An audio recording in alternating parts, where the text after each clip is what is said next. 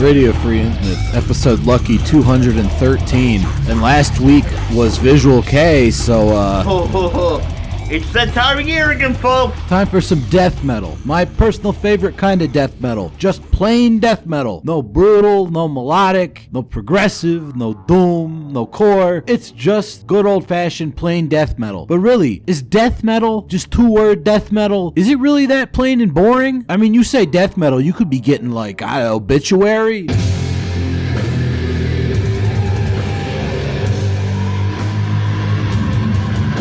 Could be getting Morbid Angel.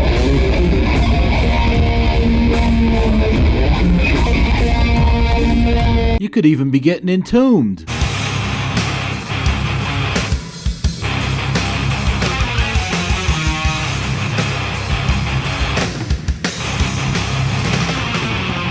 Point is this: regular old-fashioned death metal, far from being the most boring form of music, is in fact the most varied and interesting style of death metal. And the band we will be covering this week is a great example of death metal for the sake of death metal, creating some of the greatest death metal. That band being Malediction. Malediction are not from one of the typical death metal hotbeds. They're not from New York, they're not from Tampa, they're not from Stockholm, they're from Great Britain, which might raise some eyebrows. But Think about it! grindcore, apart from like Repulsion, mostly comes from Britain. Specifically bands like Napalm Death, Carcass, and Bolt Thrower that were very influential on the later stages of late 80s and early 90s death metal. And they got a lot of good death metal bands over in Britain that are somewhat connected to the grindcore scene, such as Benediction, the aforementioned Carcass, Bolt Thrower, and Napalm Death when they went through their style changes, and Cancer, the latter of which are not connected to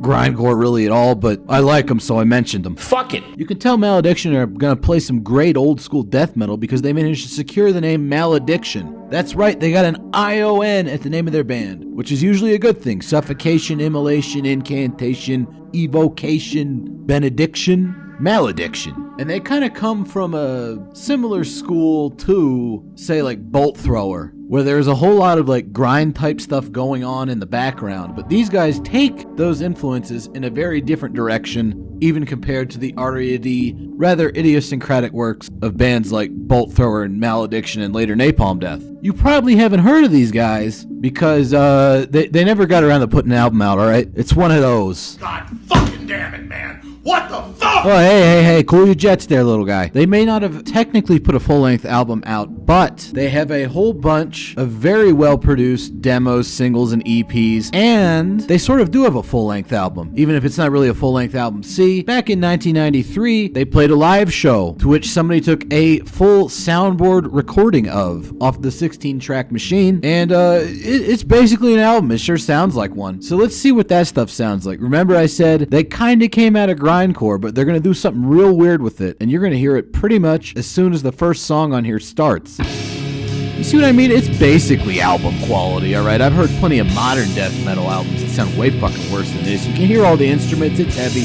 it's good, but pay attention to this lead guitar and kind of the music in general. They're big on these long instrumental passages.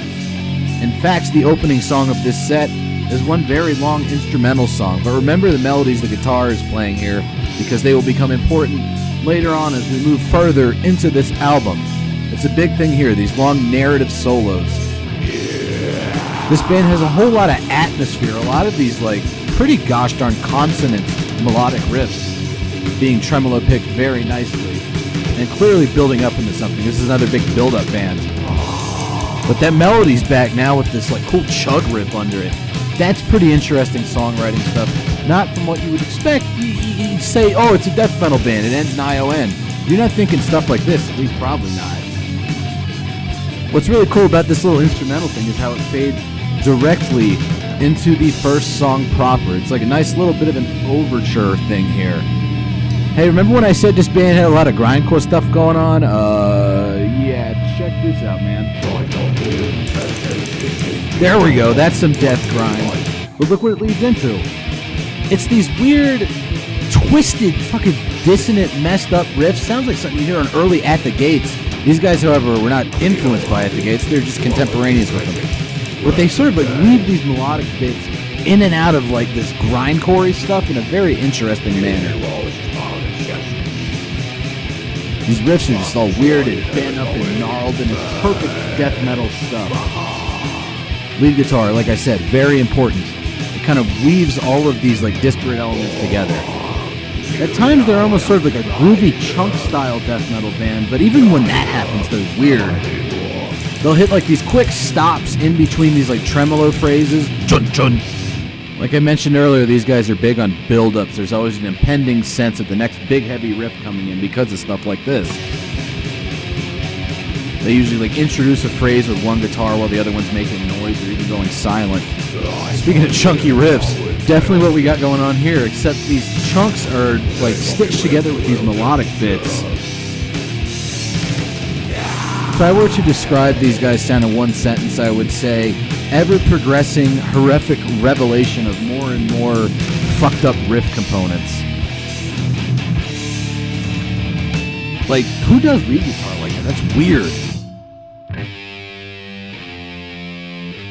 And there are some doomy bits, some doomy gosh darn melodic bits, because they're a British band. They might not be My Dying Bride, but they were friends with them back in the day. But like those weird winding lead guitars, so completely different from what you would usually hear from a death metal band hitting those like melodic doom parts. I can't really think of anybody that sounds like these guys, which is a damn shame. More people should listen to this band and get influenced by them because they are expert level songwriters. So like I mentioned earlier, they got the live album, and then they have lots of weird little like demos and EPs and stuff that are all produced really well. They actually had a compilation of their singles and demos that was released as a split with the first two Cradle of Filth demos, if you can believe that. Incredible smooth muscle control. But in addition to all those different formats, they had appearances on compilations, most notably the Pantalgia compilation put out by MBR Records from Germany. Now this compilation is really something special because I heard it really early on and it informed my opinion of what constitutes good death metal heavily. I mean, this was the compilation I first heard God Macabre on. This was the compilation I first heard Disembowelment on, first heard Cadaver on, first heard Crematory, the Swedish one, not the dumb German goth band. First heard Panthymonium on, which was my introduction to Dan Swano, a man whose work I obviously love. If you listen to this podcast, you know that. And Malediction is situated on there very nicely as the second track of the compilation, perhaps the standout cut from it. I was actually looking up this compilation on Discogs the other day, and it goes for like $75 now, which is nuts, because I bought it at a record store with my own big boy money right around when I turned 18 and like moved out of state to go to college. They used to have these things called record stores. It was crazy. And this record store hated my guts because I would always go in and look for the old school stuff, and that meant that they would have to like, they couldn't just use like the regular barcode system. They would have to like manually go through and put in how much it costs and that kind of stuff. And this is also right around when the second-hand old school metal online marketplace got really retarded with how expensive everything was. So they're seeing me buy this shit for like $10, and they're like, dude, we could sell this on eBay for like $100. What the hell? You know, it's just been sitting there in the store. To be fair, I only got away with doing that like a couple times. We got that Malediction live album I played earlier. We got this compilation. We got the Darken EP, a great Wyoming black metal band. Rock and roll, motherfucker!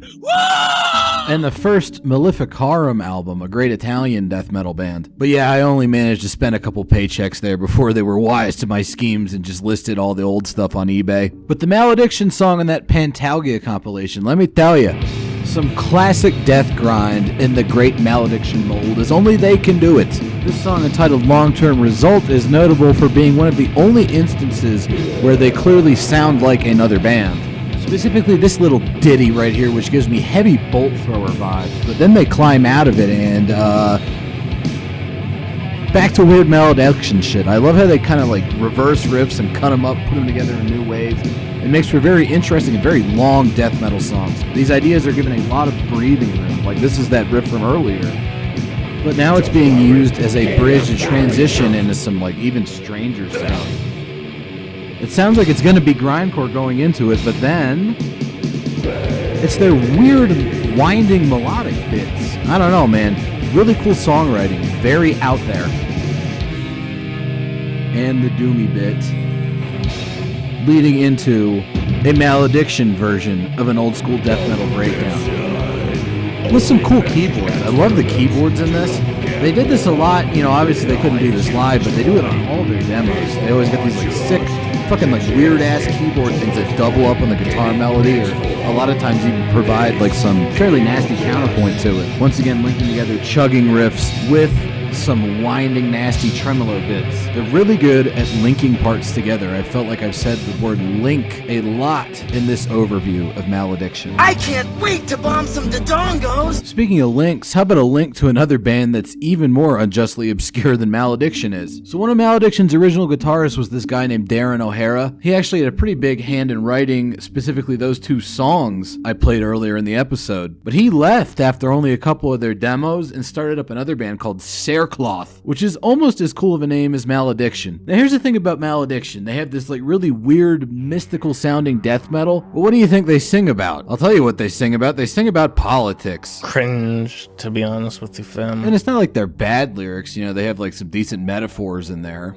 But I mean, it's like this with a lot of bands that sing about politics and death metal. You know, like Rotchravor and Gorefest and Early Therian, where I'm like, yeah, no, that's a cool song, but wouldn't it be cooler if the lyrics were just about gore and Satan? I kind of think about that a lot when I'm listening to any music that doesn't have lyrics exclusively about gore and Satan. Maybe that's just me, whatever. But this Darren guy, his new band Cerecloth, leans even more heavily into that very mystical sounding aspect of Malediction by adopting a much more sort of like pagan aesthetic that personally I think fits the music a little bit better. I don't know, that's just me. But Cerecloth, man, Malediction at least has had like their demos reissued. There ain't nothing for Cerecloth. You just gotta find somebody with the original tape. It's good shit though, man.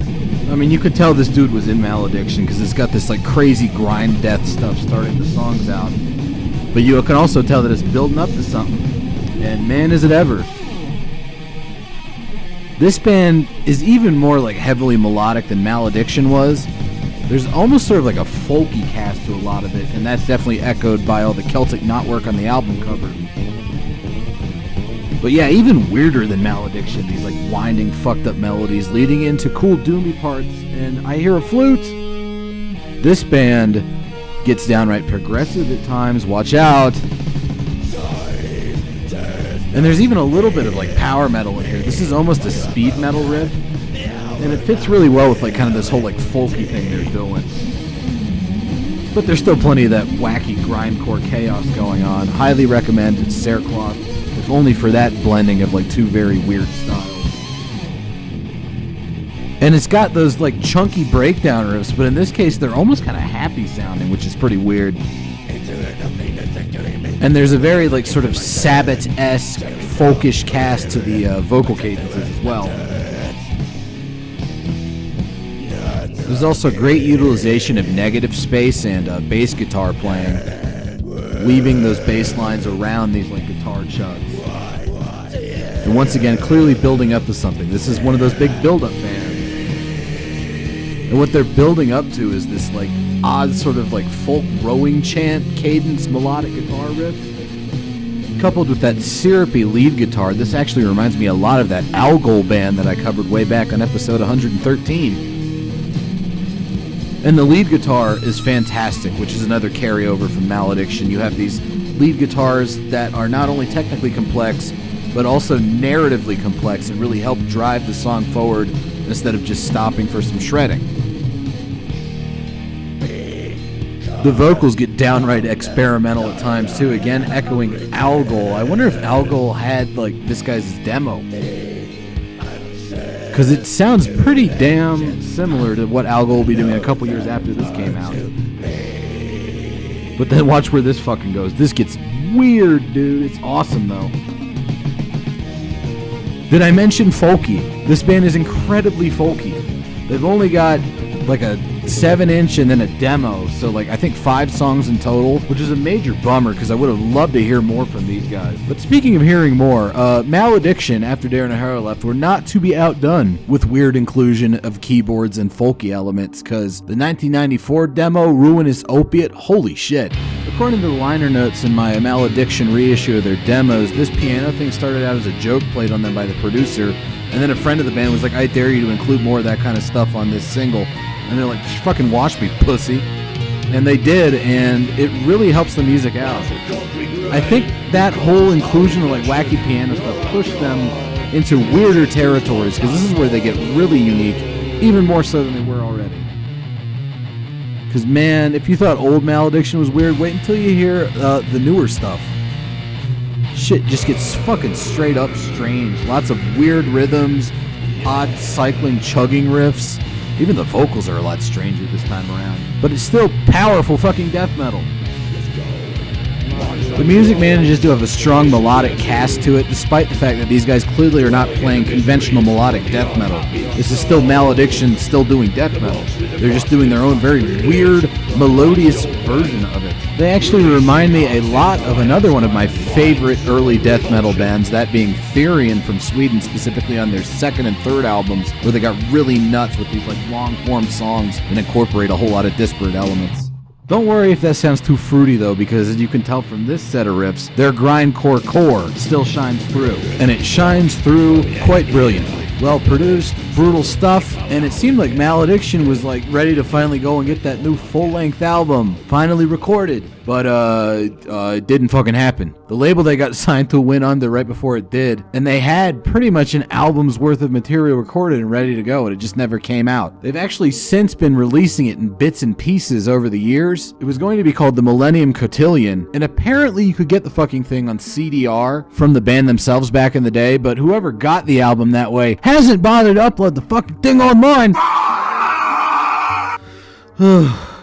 That's okay though, because we have some of the album, and they are currently working on recording new songs, and they say that they will release the Millennium Cotillion once they've recorded those new songs. So there's something to look forward to. But here's an example of what the Millennium Cotillion could have been, one of the only samples we have of it. We've only got 2 songs available from these recording sessions, that being Skywritten Rapture and Infusoria Humanis. And unsurprisingly, given their stellar musical track record, both songs are amazing. Also unsurprising is that they're even weirder and more experimental than their old stuff, leaning even more heavily melodic and strange, but keeping those long-form song compositions that this band should be well known for, if people bother to listen to them. They really should, alright? Hopefully I've convinced you of that. Now maybe if the Malediction whole reunion thing works out, we might get a Cerecloth reunion after that. How neat would that be?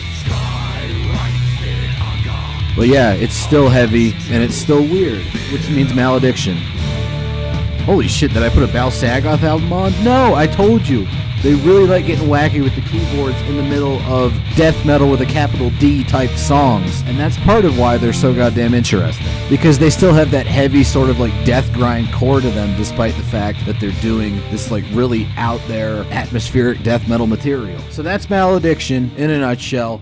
If you haven't heard them, which you probably haven't, because I don't think I've ever seen anybody mention these guys, go and get that Chronology of Distortion demo compilation from Dark Blasphemy's Records. It has pretty much everything you need for Malediction on it. And then go to their fucking YouTube channel, because they got all of the Chronicles of Dissension live CD up there, and they got those 2 new songs, Infusoria Humanis and Skywritten Rapture. Tons of Malediction out there. Great band. Solid death metal. Worthy of your support if you enjoy the genre. Thank you for indulging my autism. Hopefully I'll see you next time with some more cool stuff.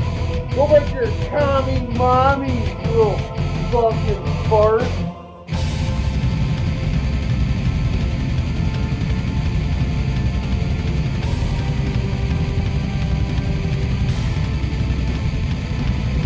Oh yeah! ささやく声に導かれ開かれた無数の扉の